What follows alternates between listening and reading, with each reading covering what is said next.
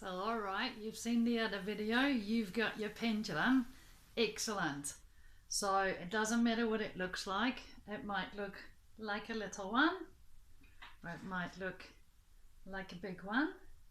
So the main thing to do is make sure you hold it correctly. Let me get this one out. This one's got a very long string, see?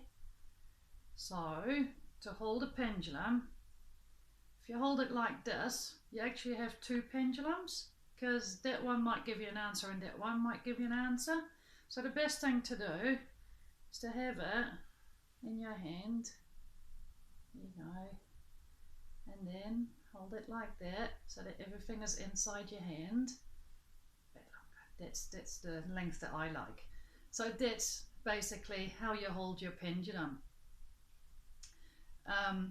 It's saying yes. Thank you. So basically the main thing is to have one piece hanging down and not the other piece hanging down, because it's more important you get one message from one bit of the pendulum. The other question that I get asked quite a lot is, how often do you have to cleanse it? Well, if you put your crystals out in the moonlight or in the rain or anything like that to recharge them, feel free to do that with your pendulum as well. My pendulum is made of brass. Yeah, I think it's brass, and otherwise it's copper.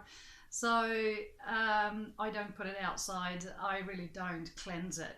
The only time when I would cleanse a pendulum is if it's not working for you. One time in a class I had a gentleman and his pendulum wouldn't swing anyway, it would just stay there as it is.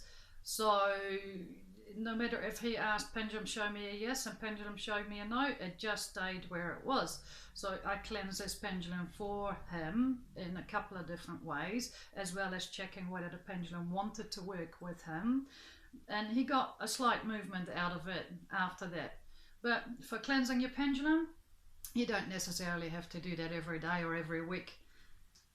Depending on what you do with your clients, if you do it for other people, because main thing to do is work on yourself first and then work on other people. The main thing to do is start working with your pendulum. So you have your pendulum, you know how to hold it now. Watch the next video and you'll learn how to do the yes and the no questions. And from there we can move on so that you can ask your pendulum questions and it will give you the right answers. Sounds good? Subscribe to my channel and watch all the videos that are coming up, because there's so much that I still need to record. Anyway, take care, and until then,